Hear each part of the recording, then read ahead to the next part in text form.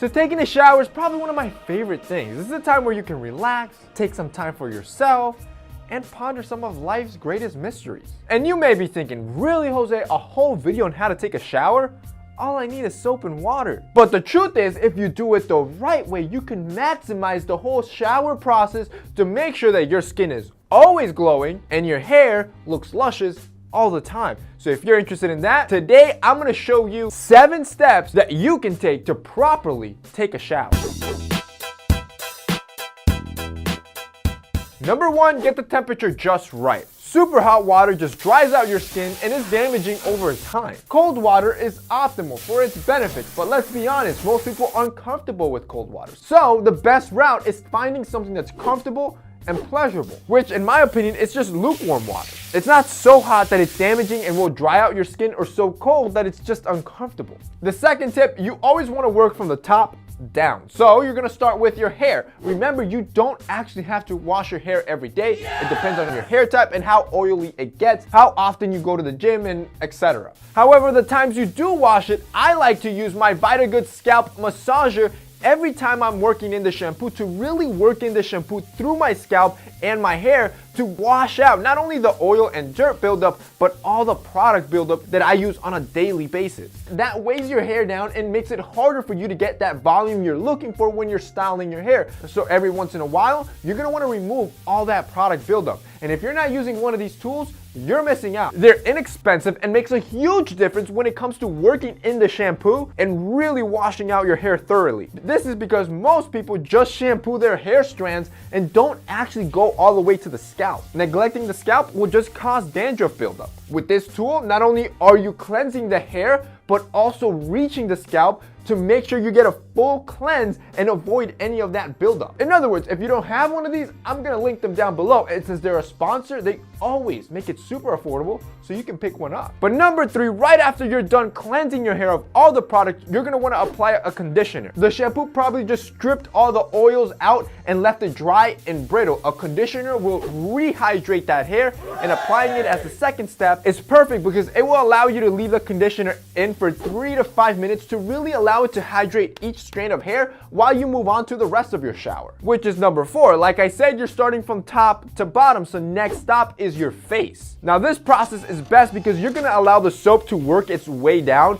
through your whole body and kind of cleanse it as it's going down. So when it comes to my next stop, I like to do my face or anything that's acne prone because this uses a different soap than my body soap. So personally, I grab my cleanser and I grab my Vanity Planet spin brush. I start with my face to cleanse it out for 1 to 2 minutes, and then I just switch out the pad. I put on the bigger pad and I use that same cleanser to cleanse my back and shoulders. So I do have back acne, but doing this has helped reduce that. So if you do have any sort of chest acne, back acne, or face acne, this spin tool brush is perfect and something you're going to want. The spin brush does a great job of going in there, not only cleansing the surface, but going within the pores because of the small bristles and lifting up the dirt and the oil to reduce some of that back acne or face acne or whatever it is that you're dealing with. But here's the kicker. You're probably seeing this and thinking, Jose, I don't have a scalp massager or a spin brush. How the hell am I supposed to take a good shower? I thought of that, so I reached out to them and asked them if they could do a bundle deal for you guys. And man, did they come through. Now, I don't want to spoil it,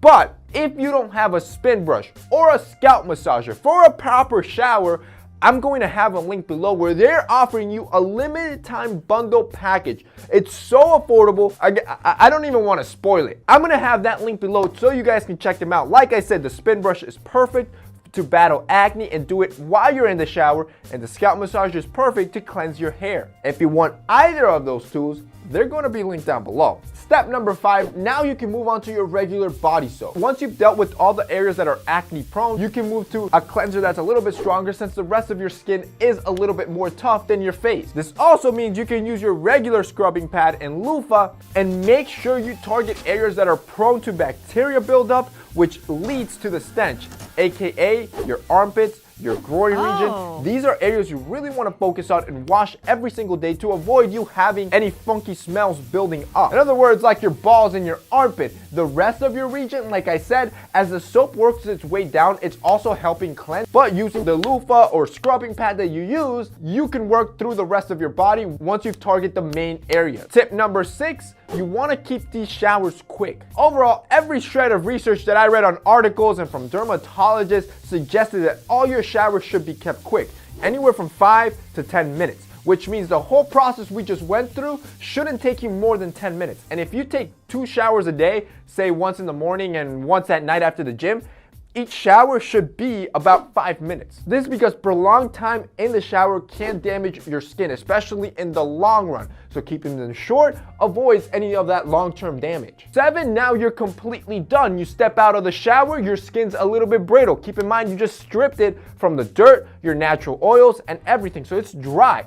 You're gonna wanna apply some sort of moisturizer. This is for ultimate skin health. You can apply it all over your body and also use a face moisturizer for your face. And like that, you're gonna have beautiful skin. And that's basically it for today's video, guys. That's a 7-step guide to taking a proper shower. If you guys liked this video and found it informative, don't forget to drop us a like down below. And also, don't forget to check out that bundled package that I'm gonna have linked down below for the scalp massager and spin brush. That's it for me in this week's video. See you next time.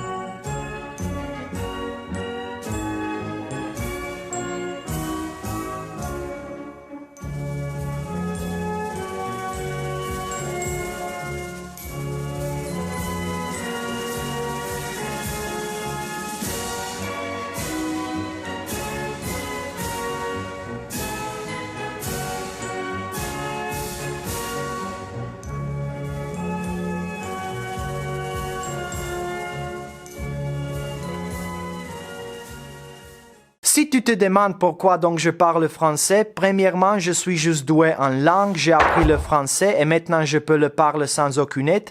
Deuxièmement, la vidéo parle de... I finally visited France. I wanted to go there for a very long time. It's the country with the best YouTubers. I love French culture, comedy, movies. Not the prices, as I found out in a taxi from the airport. Ooh, we're going pretty fast. That's not the speed, sir. That's the price. Oh, okay. Au revoir! As a first-time visitor to France, I was going to Paris with high hopes and expectations of the people. Bonjour, my friend! Let's grab a baguette together and drink some wine! Life is beautiful! Turned out it was just a cliché and the reality was more bitter. Ah, so you don't speak French? Maudit Roumain, il devrait fermer les frontières. It's true that French people are not the biggest fans of the English language, but my French sucks, so I was using mainly English. What else could I do? 1 coffee, please. Thank you. Excuse me, is this spit? No. But even the slightest effort to speak French was immediately met with an unbelievable response. Je veux un café. The French language is beautiful, poetic, rich, and it also makes no sense. Take for example the number 80. Instead of having just a regular number word for 80, in French it's 80, which literally means 420. 420, the international symbol for weed. Smoke weed every day. For me, as someone who only learns to count up to 20 in French, it led to some very weird situations. Et ça, c'est ma grand-mère. Elle a 80 ans. Oh, 80. 80. Oui. Oui. 80. Non. There are more tricky things in the French language though. I am in French is je suis. This way you can say anything. I am sick, je suis malade. I am happy, je suis heureux. I am annoying and probably boring you with the stupid grammar lesson. Je suis chiant et je t'ennuie sûrement avec cette leçon de grammaire stupide. I know, I'm sorry. Which is also je suis désolé. But when I learned the word chaud, which means warm or hot, as a very enthusiastic French speaker, I immediately wanted to use it in public. Sadly, je suis chaud doesn't mean I'm warm. Something different. Ooh, je suis chaud. Ooh, je suis très chaud. Ooh, tu es chaude? Non? Ah, parce que je suis très chaud. Écoute pas le monsieur, il est drogué. Vous êtes chaud? Non? Ah, je suis chaud. Instead of shaking hands, when French people meet you, they greet you with kisses, which again caused more confusion. So, this is our intern, Gabriel. Nice to meet you, Petra. Whoa. Wow, well, you're attractive as well. I mean, my hotel is right behind the corner, so... What? What? There are even some regions where they give you 4 kisses instead of 2. Man, I'm so glad Gabriel wasn't from one of them otherwise. It's nice to meet you, Peter. Mwah. Mwah. Whoa. What are you doing, Peter?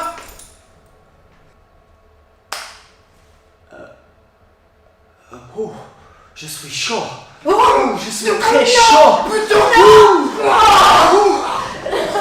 French cuisine is without a doubt one of the best in the world. I tried several of their famous dishes and loved them, but the moldy cheese. I believe this blue cheese may have interesting tasting tones and a rich aftertaste, but the smell. I seriously think that people who claim to like that smell are just pretentious foodies. Wait. Can you smell that? I think that's French cheese. Oh, yeah. There must be a cheese shop somewhere near. The fromagerie. Fromagerie, let's find it! Une fromagerie. The last fascinating thing that I noticed during my stay was that French people smoke like chimneys. And for me, the smoke is even more repulsive than blue cheese. Bonjour, ça va? Ça va bien, et toi? Une bouteille d'eau, s'il vous plaît. Petite ou grande? Petite. Ça fera 2,80 €. Ah, 80! 80!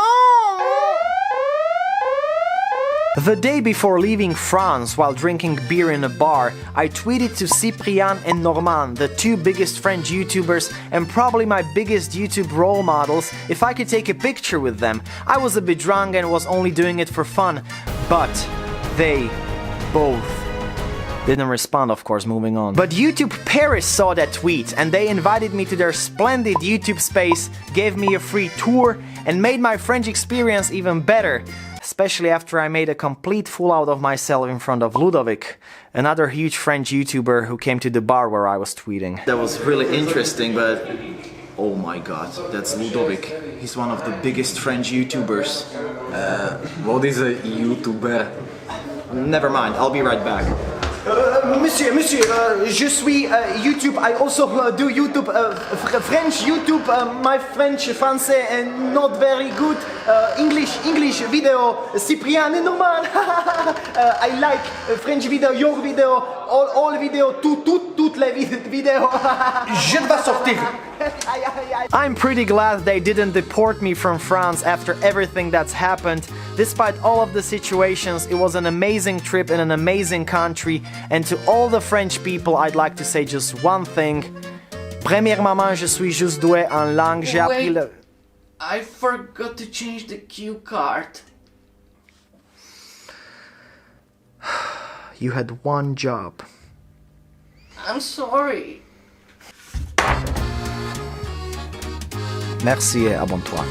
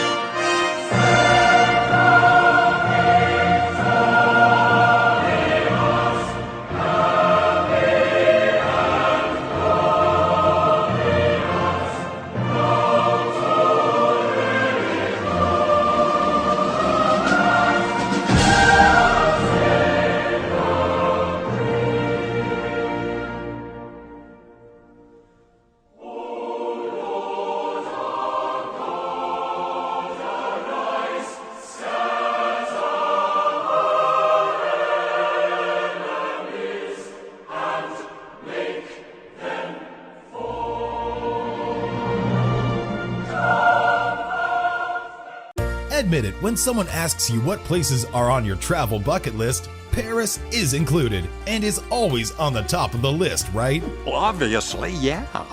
I mean, when you think of Paris, the first few things that come to mind are really good. It's luxurious, it's beautiful, it's sexy. It's the city where your own personal romantic comedy movie moment might actually happen. There's no city like this in the world. There never was. You're in love with a fantasy. I'm in love with you. I get it, really. But then again, all places have their pros and cons, and Paris is definitely no exception. Some of the cons might even make you think twice and want to just scratch Paris off your list altogether. God, do I hate Paris. Today at Across the Globe, we're breaking down the reasons why you should not visit the City of Love. Before we get right down to it, make sure to subscribe to the channel and hit that notification bell so you'll be updated on our future videos that might help you plan where to go or not to go on your next trip. Number 1. Urinals located in the central streets. Everyone, and I mean everyone's got to pee, right? It's a natural human function, and holding it in for too long may lead to a couple of health problems. But that doesn't mean you've got to do it on the sidewalk. Meet the uretador, a portmanteau of the French words for urinal and sidewalk. These are pillar box red urinals topped with a flower bed on the streets of Paris, filled with straw and allegedly odorless. Allegedly. Oh my god. They were installed in 2018 as an attempt to protect the cleanliness of the streets. But who's gonna protect the poor guy who simply wanted to relieve himself from accidentally flashing the tourists cruising along the barge along the Seine River? Or are the tourists the ones needing protection? Regardless, the designs of these open-air urinals don't really offer much coverage, and the Parisians have branded them immodest, ugly, horrible, as well as sexist, seeing as only men can use them. But hey, flowers grow out of the top. Number 2. Paris is trashy. The city of light and romance has become a dirty old town, or as locals have nicknamed it, Paris Poubelle, meaning dustbin Paris. This place is disgusting. The French capital, despite efforts to deal with litter, graffiti, and dog mess, is grubbier than ever. Looking quite shabby, despite a €20 million facelift 6 years ago, Paris pavements are littered with abandoned electronic scooters and bicycles. Whoa! What the? Hey, who left their scooter here? Okay. Punctuated by dog mess and cigarette ends. The French are so used to the state taking care of their needs that they feel very little obligation to take responsibility for their own actions and their consequences. It's a sad throwaway culture we're living in. That's true. Try not picking up after your pet dog in a park in London or New York. You will get scolded by somebody. Hey, geek! I just stepped in your dog. Now I'm gonna make you eat it. Peter, run! Number 3. You have to be on high alert all the time. No, you are not likely to get shot by a lost bullet in Paris, not likely to be assaulted in daylight, nor do you risk falling in the Seine from a badly maintained bridge. What about having the contents of your wallet stolen without you even knowing about it until much later? Yeah, that's most likely to happen, as pickpocketing is the most prevalent form of crime that targets tourists in the French capital. There are also a lot of scammers around. They will start their spiel with, "Do you speak English?" Then be all nice and friendly, tell you their oh-so-sad story, and eventually ask you for money. They might even try to sell you all kinds of useless things, and when you say no thank you, they'll get angry at you. Another popular scam is one that is particularly effective in front of a jewelry store. Someone will suddenly yell, "You dropped something," and that person will hand you what looks like a valuable piece of jewelry. Now, while you're busy talking, and let's face it, thinking about keeping said jewelry, a partner visits your bag. Even more fun, the person will also accuse you of robbing them. Okay, thief. Which will then end up in them asking you for money. Number 4, the customer is not always right. I know this one's a cliche, but there are good reasons why things become cliched. The concept, "Le client est le roi," is translated as "the client is king," simply does not exist here. If you are expecting big friendly smiles and "how can we help you" asked in a perky voice, you will have to keep waiting. French client service tends to be cranky and very square, with nobody willing to bend the rules or go out of their way to help. Lana Kane? No. See? What? So if you want to try to return an item, ask for delivery, or just get an explanation for something, be prepared with your best bonjour and some practice sweet talks. But if having a waiter turn up his nose at you simply asking if you could box up your leftovers, then don't visit Paris. Nous voulons commander à déjeuner, please. Visiblement, votre prof de français devait être complètement nul. Vous ne comprenez pas une broche de notre langue. Number 5, the Eiffel Tower is overrated. Sure, it's a 127-year-old cast iron engineering marvel that seems to be made of the air itself, rising into the sky and the heart of Paris. It's pretty iconic, honestly. When you tell anyone you've just been to Paris, I bet their first question is, "Did you get to the top of the Eiffel Tower?" But yes, it is definitely overrated. First off, you need to have the patience of a saint when you visit the Eiffel Tower, because you will most likely be waiting for hours in several different queues. There's a queue to buy your tickets, which will cost you a pretty penny. Then there's a security check queue, the queue for the elevator to take you to the second floor, and then for another elevator to the summit. Don't forget that once you're done soaking up the adamantly beautiful sights of Paris, you have to queue again going down to the second floor, and finally, one last queue to the elevator that will take you to the ground floor. If there's one thing I hate, all the lines, lines, lines, lines. So, you finally get to the top, as you rub elbows, quite literally, with other tourists who don't know the meaning of personal space. You'll get hit by the sudden realization that you can actually get a panoramic view of Paris from other locations for free, with less crowds and at a fraction of the time. There goes those precious holiday hours you can never get back. Number 6, racism is still prevalent. This one's the most sensitive and most serious reason on our list. The racism is boorish. Turn on the TV in your hotel room and you'll see TV commentators being blatantly insulting to people of different races. Try to open up a conversation with a random stranger in the streets of Paris, and you might just have to back out of conversations to avoid being uncomfortable because of the racist language being used. When the pandemic hit, it seems to have only gotten worse. A German newspaper even said, if France was the first European country where cases were detected, it was also the first where racist anti-Asian hysteria appeared for the first time. And they're not wrong. There are videos circulating on the internet where acts of racism were captured. There was one where a group of Parisian women of Vietnamese Cambodian origin on a bus being bombarded by humiliating comments. And another showing an Asian woman sitting down while passersby rush for cover behind their scarves and collars. Sadly, old racist stereotypes are like a virus these days, spreading and contagious. Number 7, you really won't be able to see the Mona Lisa up close.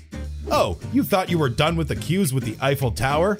Ha! You want to get inside the Louvre to catch a glimpse of one of the most famous paintings in history? Get in line, buddy.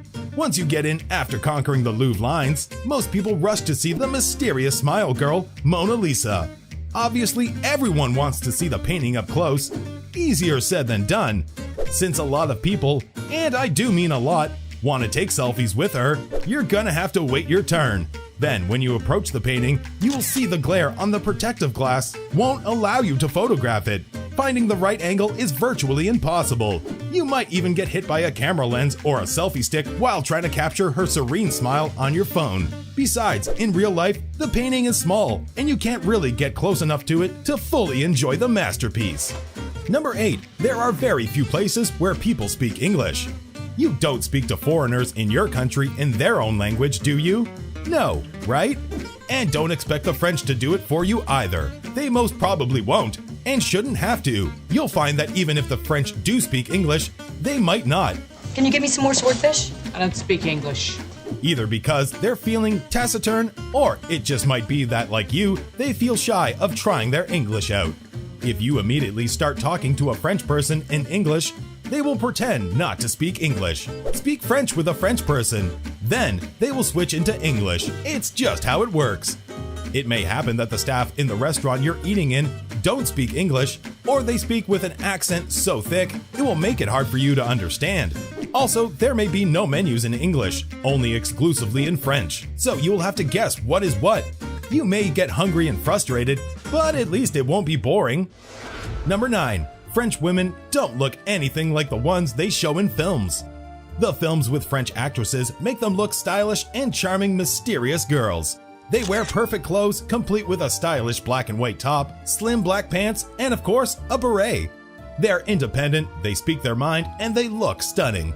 Many girls want to look like French women. They want to learn something about style from them. So imagine their confusion when they finally get to Paris. They see women wearing regular clothes, no makeup, with no manicure. In real life, they are regular women that are not fixated on their appearances. Number 10. Small serving for an insane price. Paris may be the most visited city in the world, yet it's also one of the most expensive.